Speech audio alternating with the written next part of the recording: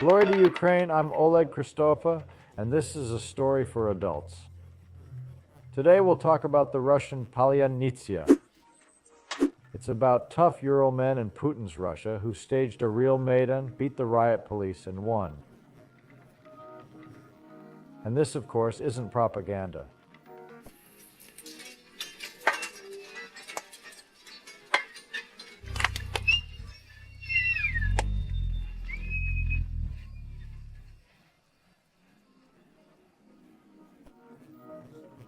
The true masters of the southern Urals, people who voluntarily joined the Moscow Empire thrice and got 2 genocides and bloody liberation struggles for 2 centuries. Their descendants now fight in Ukraine, both for the occupiers and for us. We have a Bashkir company, natives of Bashkiri. They are not all Bashkirs by nationality. There are Russians, but they just called themselves Bashkirot. To clarify, they call themselves Bashkirs. Let's discuss this.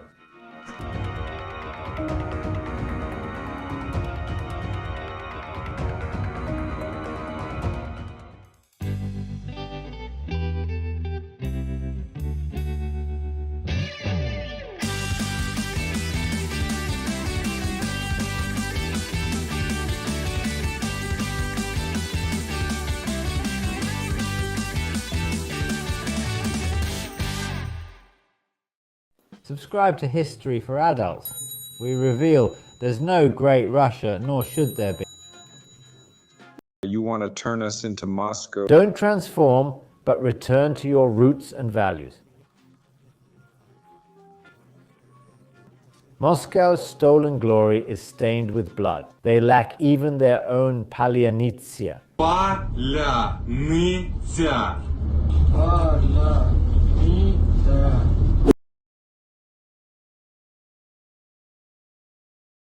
Only inventing a spy test after months of war. No Ukrainian spy can pronounce Bashkortostan and Sterlitamak.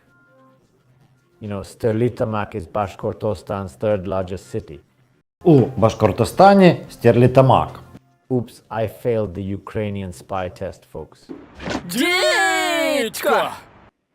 Nah, their tests are flawed like everything else. Funny, they know something about Bashkortostan. Mimi creators know about tough Chelyabinsk men. Chelyabinsk and Pivura are Bashkir lands, but they spout nonsense like Zhirinovsky did. The Urals there. A huge number of deposits underground. This is the storehouse of the country. There is a huge magnetic field. It is generally dumb there. The population, morons live there from Perm to Yekaterinburg. This is terrible. This population is moronic. Well, that's likely the case now. The Muscovites brought in resources to extract and turn the region into one big industrial zone. Earlier, the vast territory from Kama and Volga in the west to Ob in the east, where now stand Russian cities like Chelyabinsk, Orenburg, and Saratov. This is ancient Bashkort Ila, land of the warlike Bashkirs. They called themselves Bashkorts, which means head wolf. Their ethnogenesis included these head wolves. Local Ugric tribes, Iranian Sarmatians and Masagetai, as well as Turks and Mongols contributed. Their lifestyle was mainly nomadic with cattle breeding, but there were also farmers, beekeepers, and hunters. Their religion was Islam. Their language from the Kipchak group is similar to Polovtsian in our view. That's what ancient Rus called the Kipchak tribes, with whom Kiev first fought, then befriended. They had their own runic script, Nordic runic letter, but not Scandinavian, Turkic. Later, they adopted Arabic script. In the 20th century, Moscow imposed a Latin-based alphabet, then Cyrillic, with some unique local letters. Here's how the current capital of Bashkortostan, Ufa, is spelled. And it is read as Efi. People call it 3 screws or 3 tablets. Chroniclers mentioned Bashkirs since 800 AD, but they truly gained fame in the 19th century. Then, Genghis Khan's Mongols came to the land of Bashkirs and Leh. They couldn't defeat the stubborn mountain nomads. The Mongol-Bashkir War lasted 14 years with no clear victor. Then the horde took an unprecedented step. They allied with the rebellious chief wolves, granting them full independence. They only pledged to join campaigns at the Khan's call, so they first came to Russia as conquerors in Batu's army. 200 years passed, the Golden Horde fell, and its heirs eyed Bashkortostan, Kazan, Siberian, and Nogai Khans. Bashkirs maneuvered between them, befriending or opposing to preserve their identity. Then a new player emerged, Moscow, which struck the Tatars. Moscow offered Bashkirs protectorate and independence, like in the Horde. Just swear to the Tsar and all will be well. We've seen this before. I, Bogdan Khmelnytsky, hetman of Ukraine, swear allegiance to the Muscovite Tsar. The Tsar promised self-rule, our own army, religious freedom, and land inviolability for eternity. A treaty was signed. Oddly, the Kremlin kept it for a century. Were Muscovites more honest then? They promised everything. No, just weaker. Moscow was busy warring with Kazan, Astrakhan, and Siberian Khanates, plus Livonia and Lithuania. Internal turmoil also distracted from new conquests. As Moscow settled its troubles mid-17th century, it returned to its old ways. Muscovites began seizing Bashkir lands and forcing Orthodox conversion. Bashkirs rebelled, slaughtered Tsarist garrisons. Kremlin sued for peace, vowing to never break the treaty. Within years, they broke their word. Land grabs continued, as did attacks on Bashkir rights and freedoms. The imperial admin called Bashkorts this in their twisted tongue. The name Bashkirs is the same kind of offensive name for us as ho-ho. The Bashkirs rebelled again and again. Moscow kept backing down, promising honesty and no more seizures, but the cycle repeated.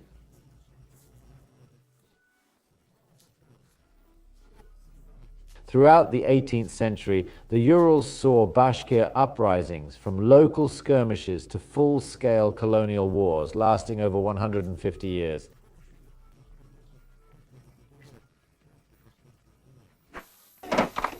Whom you beat.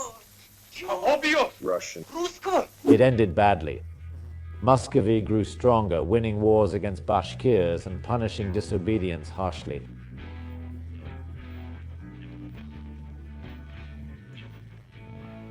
When they rebelled under Salavat Yuliyev and supported Pugachev's uprising, a quarter of Bashkirs were killed in the first genocide.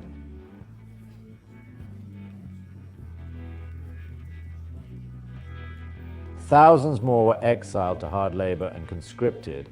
Self-governance was abolished. Forced conversion to the Russian Orthodox Church became standard. This brings us to a historical paradox. When people mention genocide, they often think of Armenians killed by Turks or Jews by Germans. But in terms of timeline and scale, the Muscovites hold all genocide records. They wiped out Novgorod Slovenes, Baltic Ingrians, Nogais, Circassians, Karemla, and Kazakhs. No Nazis could match their treatment of Ukrainians before conversion to Russian Orthodoxy. Another significant event in Russian history occurred in Bashkortostan. In 1739, the last public burning in Moscow Orthodox history took place there. They burned a Bashkir woman named Baryasova alive. She was captured during an expedition, forcibly baptized and enslaved by an occupation official from whom she escaped. After her third escape, the governor accused her of returning to Islam and burned her publicly in Yekaterinburg. If you didn't know, Muscovites also burned people alive, not just Catholic inquisitors. If you're curious who burned more people, ROC, Catholics, Protestants, or others, comment below. And who was the maniac who sentenced the poor Bashkir woman to a cruel death? You might think it was some forgettable, stupid official. No, it was a respected Russian, Vasily Tatishchev, a renowned historian, geographer, and engineer. Great scientist. The father of the entire chemical table of the elements, the lamp, the great mind. Well, he's not the father of the table, but worse. Tatishchev authored the first coherent historical work claiming all of Kiev's heritage for Muscovy. He's like Putin on a budget, our shared fate and thousand-year history. In this shared fate, Moscow broke all its promises. It took Bashkirs' land and freedom, squeezing Bashkortostan into the Ufa district of Kazan, then Orenburg provinces.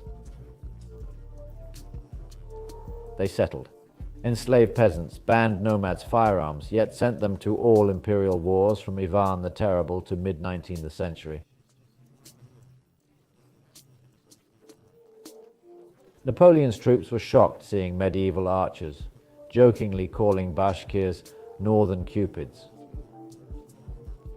By century's end, they lost their last privileged military status and faced heavy taxes. It seemed the people would perish, starve, or at best dissolve into the Russian Tatar majority. In 1907, writer Nikolai Krasheninnikov published a book titled The Fading Bashkiria. But no. By 1917, the leaders suddenly awoke, largely thanks to one man, Ahmed Zaki Walidi. Also known as Validov, he was a local mix of Hrushevsky, Petliura, and Bandera all in one. He researched and reminded Bashkirs of their history, led the independence fight after the 1917 revolution, tried uniting Turkic peoples against the Reds, especially Tatars and Kazakhs, and supported democratic Russians, Siberian republics, and Orenburg Cossacks. But these Russians weren't good for long. White dictator Admiral Kolchak quickly crushed them and began suppressing national movements. Validi tried to save the young Bashkir Republic and turned to cooperation with the Bolsheviks. In 1918, Bashkiria made a deal with them, voluntarily joining Muscovy again as an autonomous region, and then as usual. Once the Reds defeated the Whites, all agreements were promptly forgotten. The Bashkir army was disarmed and autonomy severely limited. Validi rebelled, joined Turkestan Basmachi, but lost. Rebels were crushed. A second genocide swept the land, the Holodomor of the 20s. In the first year, local historians say Bashkiria lost half its population, up to 700,000 people.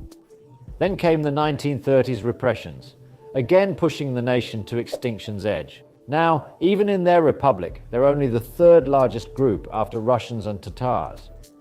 The 1917 national revival couldn't be undone. Instead, Bolsheviks stoked ethnic pride in local minorities, developing education and literature.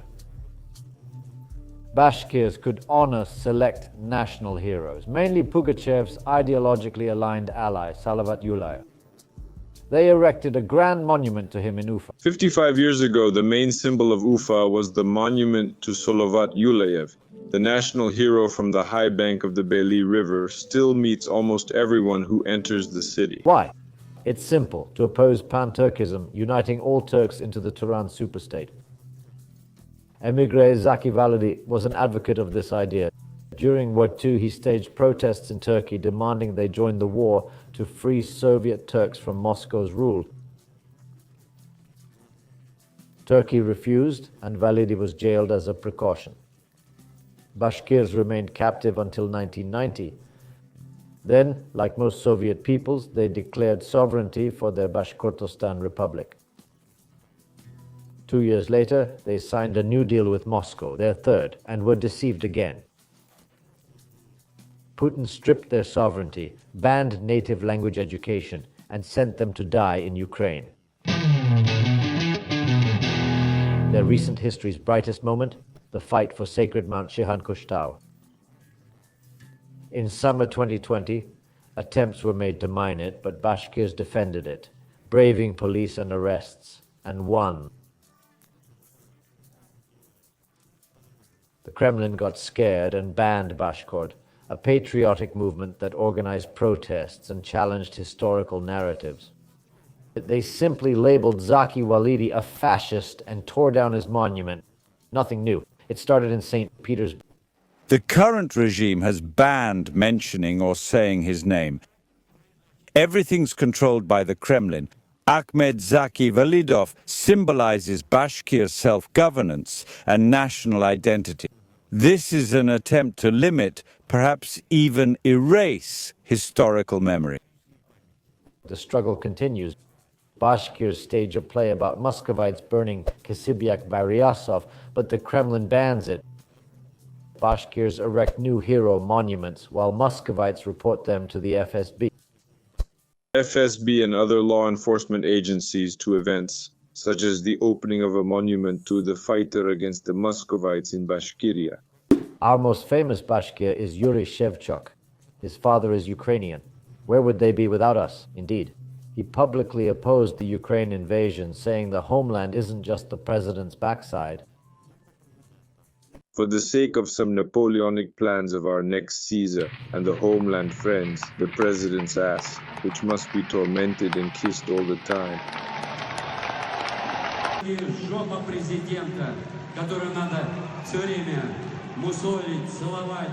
But a Moscow court disagreed and fined him for slander. The exiled Bashkord movement declared war on the Kremlin and formed a unit in Ukraine's armed forces. Can Bashkirs break the empire's back? No, there are only 1.5 million. But with 40 million other minorities in Russia, they are waking up thanks to Ukraine.